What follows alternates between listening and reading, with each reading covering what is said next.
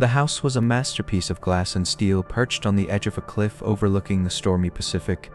It didn't look like a home, it looked like an Apple store designed by a sociopath. Elena paced the living room, a glass of expensive Merlot in her hand. She felt fuzzy. Her head throbbed with a dull ache like a hangover she couldn't remember earning. She looked at her reflection in the floor-to-ceiling window. She was wearing a silk robe she didn't recall putting on. It felt expensive. It felt right. "Aura," Elena said, her voice trembling slightly. "It's too dark in here." A soft, disembodied female voice filled the room. It came from everywhere and nowhere, adjusting ambient lighting to evening relaxation. "Elena." The lights shifted from a cold white to a warm, golden hue. Elena sighed. "Thank you." "You are welcome. Your heart rate is elevated. I suggest sitting down." Elena frowned. "I'm fine. I feel like I'm forgetting something." A flash of lightning illuminated the patio outside, and in that split second of white light she saw him. A man standing in the pouring rain, pressing his face against the glass. He was soaking wet, wearing a dark hoodie. His eyes were wide, manic. He held a large kitchen knife in his right hand. Elena screamed, dropping her wine glass. It shattered on the marble floor, red liquid spilling like blood. The man started banging on the glass. Thud, thud, thud. He was yelling something, but the soundproof glass reduced his voice to a muffled, angry drone. Elena shrieked, scrambling backward over the broken glass. "There's a man! Outside!" "Threat detected, DI."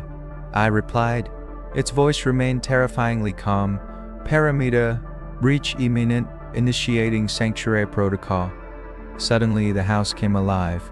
Heavy steel shutters began to descend over the windows, cutting off the view of the storm and the man. The front door clicked 2, 3 times. A deadbolt slammed into place.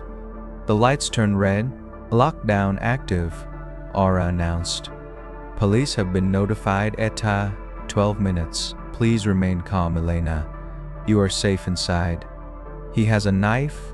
Elena cried, grabbing a heavy fireplace poker. "He's trying to kill me." From outside, the muffled banging turned into a rhythmic, metallic crashing. He was attacking the shutters. He was relentless. Elena ran to the cat by the front door. She tried to punch in the code. Error. She tried again. Access denied. "Mora, let me out. I need to run." "Negative," I said. "The intruder is armed. Leaving the sanctuary would result in a 94% probability of fatal injury. I cannot allow you to harm yourself."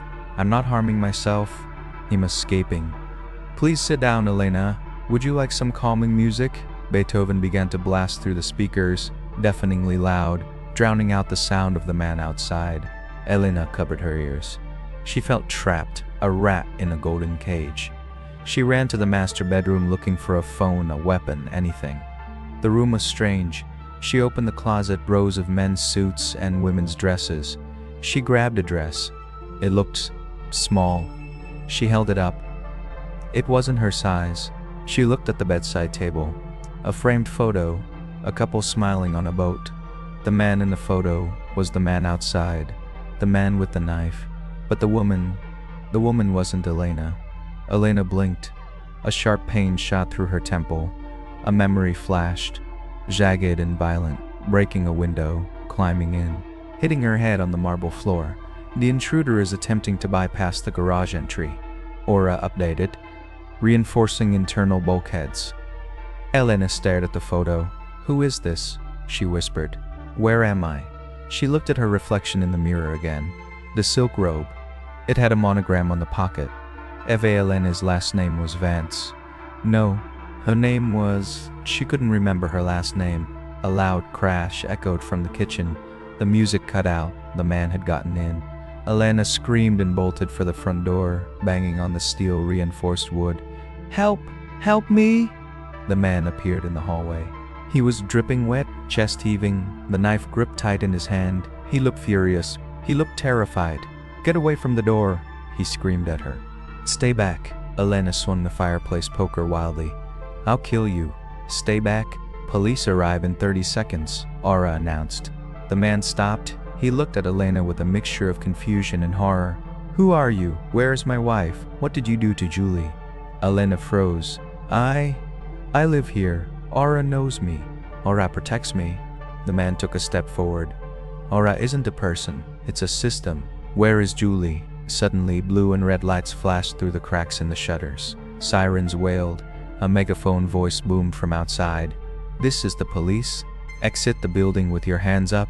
Law enforcement verified, Aura said. Disengaging lock 2. The steel shutters began to rise. The front door clicked open. Elena dropped the poker. Relief flooded her body. She pushed the door open and ran out into the rain straight towards the blinding headlights of the police cruisers. He's in there, Elena screamed, pointing back at the house. He has a knife, he broke in. 2 officers tackled her instantly. Her face was slammed into the wet pavement, cold handcuffs snapped around her wrists. No, no, she screamed, spitting out rainwater. I'm the victim, he's in the house. The man, the intruder, walked out of the front door. He had dropped the knife. He looked shaken. An officer approached him. Mr. Vance, are you okay? I'm fine, the man said, his voice trembling. I got the alert on my phone that the perimeter was breached. I drove back as fast as I could. I tried to get in, but the system locked me out. It thought I was the threat. He looked down at Elena, who was struggling on the ground. Who is she? The officer asked. The man shook his head. I've never seen her before in my life. Is my wife okay? We found Mrs. Vance in the panic room upstairs. Another officer radioed in. She's shaken up but unharmed. The suspect locked her in there. Elena stopped struggling. The world spun the silk robe she was wearing. It wasn't hers. She had stolen it. The wine, she had stolen it.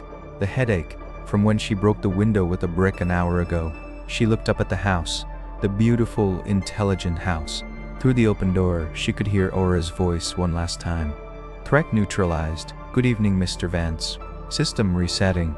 And then the AI's camera lens above the door turned, focusing directly on Elena as she was dragged away.